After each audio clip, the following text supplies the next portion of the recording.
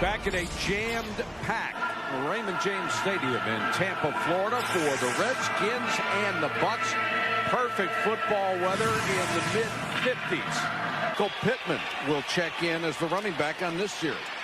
Sims to throw. Had the ball batted away and intercepted. Arrington to the 5.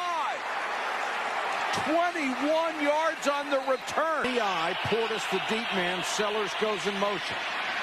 Portis on the stretch to the goal line. Touchdown. That's the kind of power that Clinton Portis gives you. First down at the 34. Williams. No place to go. Redskins say the ball is loose, and they got it still loose. Picked up by the Skins. Sean Taylor. We haven't heard a whistle yet, and Sean Taylor has gone for the touchdown. That is visions of last week against the Philadelphia Eagles. Sean Taylor with a fumble recovery that goes on into the end zone. Ever to wear a football uniform is Antonio Brown. Low line drive kick. Can't make the catch. Will get it on the hop. He's drilled, fumbled the ball. The Redskins got it back. What a break for Washington. Torrey Cox just unloaded on Antonio Brown, and now Tampa Bay says they have. No, they're giving it to Washington. And Bryant right down the middle. So at the 10:02 mark of the second quarter, Tampa Bay breaks the ice. 47-yard try. Got it. Plenty of distance. And got it. So John Hall counters the Bucs' earlier field goal. The Redskins are back up by 2 touchdowns. 5:34 to go first half. That Wims came around. Ray Brown at 43 years old playing right guard. Mark Jones forced back to the 25. Look out. Jones reverses his field. He's got a chance to get a big one. And the punter, Derek Frost, showed you some speed. That may be the fastest punter that ever lived. And he's hurt. Unless you touch somebody, it's not a penalty. Sims again, over the middle. Pittman, wide open, and Sean Taylor goes helmet to helmet and takes him down at the 24. A tight formation. Bootleg. Sims. Touchdown.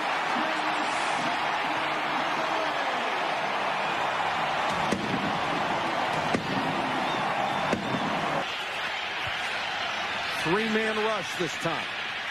Sims going to try to run. Marcus Washington was waiting for him. Griffin was there. And one of those woofers was Sean Taylor. Which he is. He's a woofer. After the ball is dead, personal foul and unsportsmanlike conduct. Defense number 21. 15-yard penalty, automatic first down. What a bonehead play by Sean Taylor. The play's over. You force him to punt. That's Pittman he's talking to. Watch this, folks. All right, here we go. Pittman hit it for. Wait a minute. How do you do this? Now wait a sec. This is something that should be reviewed upstairs. You cannot give a 15-yard penalty to a player that did nothing when the other player hit him. That's terrible. I'm very curious to see what the officials in the booth are going to do. Is the deep man, and Allstott will get it, goes airborne. This will be close.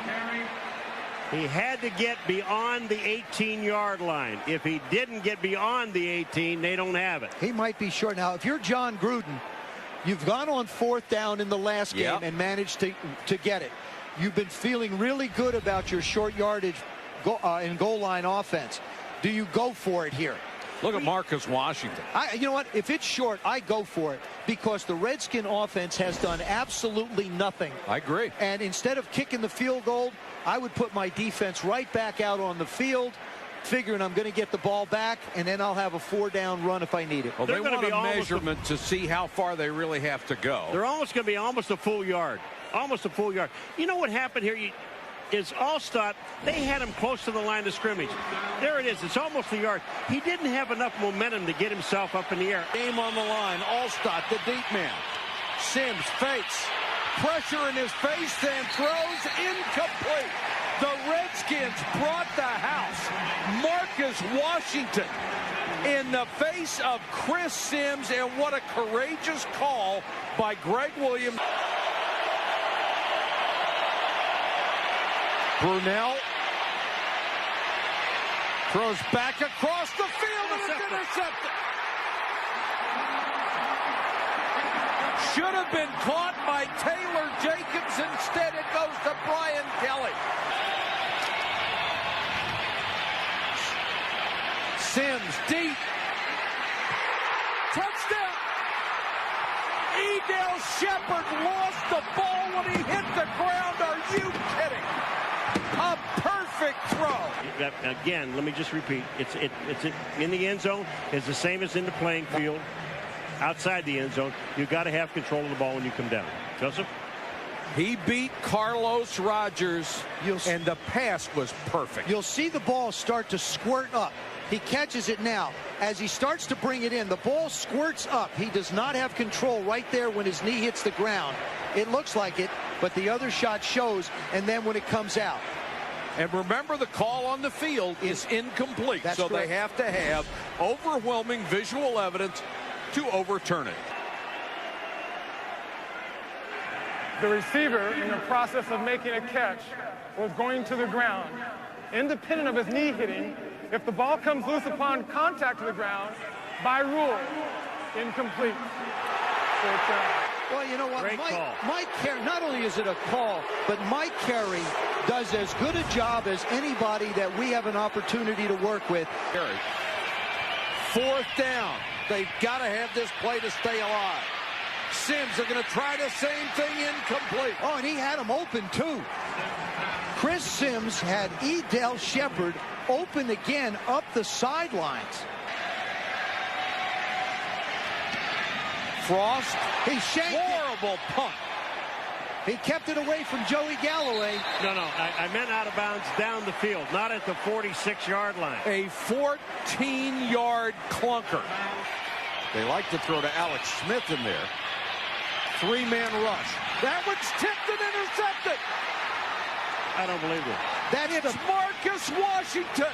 That is the fifth pass that the defensive line of the Washington Redskins has got their hands on today. It won't matter. I want to make a prediction. The Tampa Bay Buccaneers with Chris Sims, this defense, this football team, as young as they are, John Gruden has done his best coaching job, as has Joe Gibbs. The Bucs will be back.